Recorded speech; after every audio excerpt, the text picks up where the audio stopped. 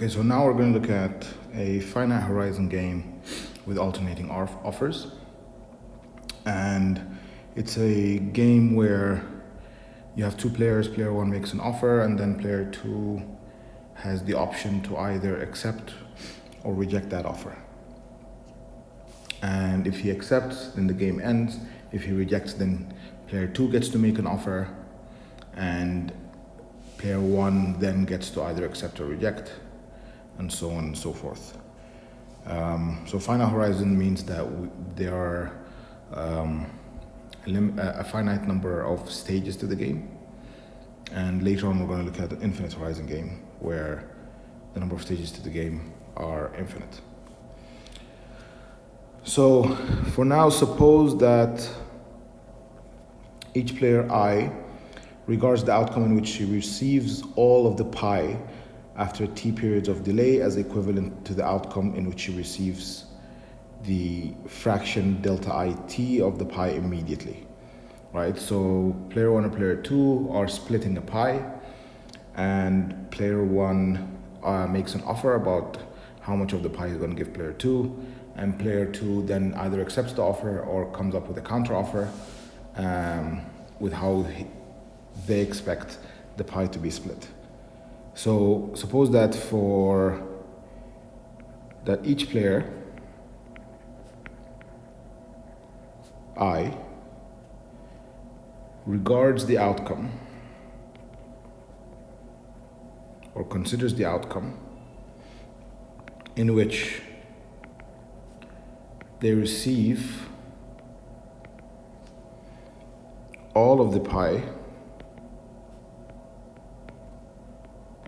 after t periods of delay.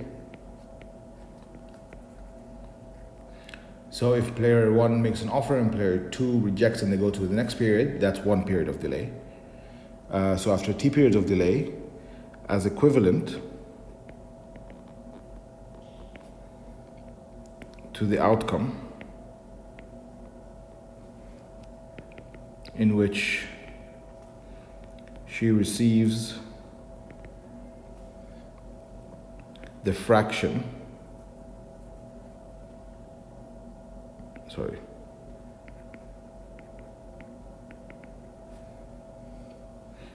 delta it of the pi immediately,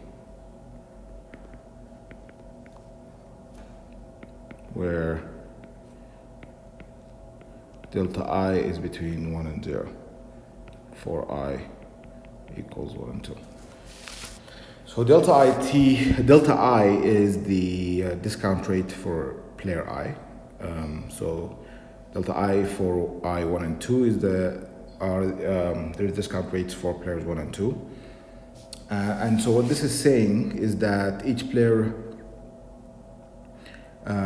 regards the outcome which they receive all of the pi after t periods. So waiting, let's say 5 periods to get all of the pi is equivalent to them receiving the fraction of the pi, the fraction being delta I to the power of the number of periods they had to wait. So in our case, the power of delta I to the power of 5 of the pi immediately. Right, so if they can get the pi now, all of the pi, and multiply that by delta I, their discount rate, to the power of 5, let's say they had to wait 5 periods, that is the equivalent of them actually waiting the 5 periods and getting the whole pi. Okay? The players are impatient.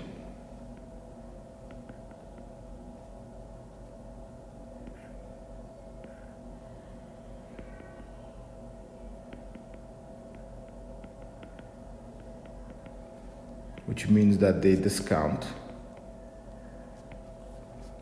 payoffs in the future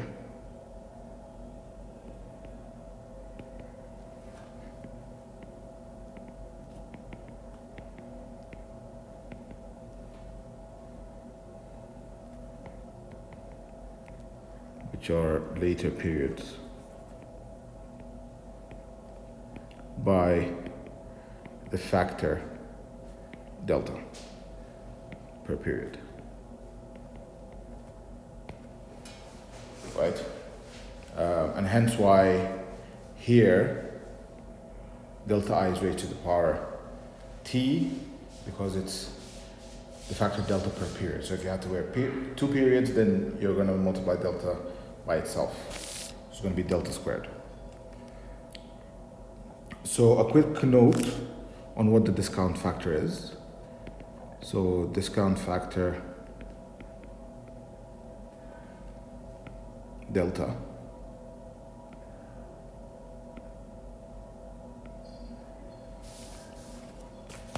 so what that is that it's something that reflects the time value of money.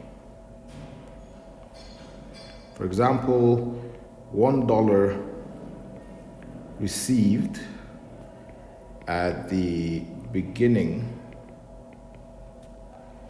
of, say, period 1 can be put in the bank and it can earn interest R per period. So if you put it in the bank today in the beginning of period 1, it can earn interest R per period. So by the time you get to period 2, it would have increased in value. So $1 will be worth 1 plus R dollars in the next period.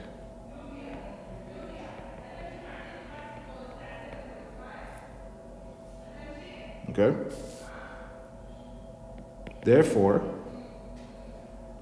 $1 received at the beginning of the next period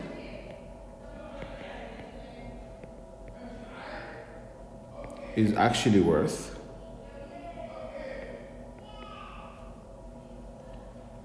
$1/1 plus R dollars now. And that is the discount rate. So, for example, a payoff pi in the next period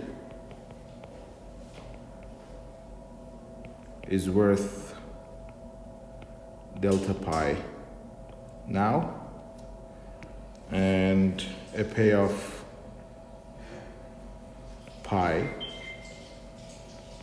in 2 periods from now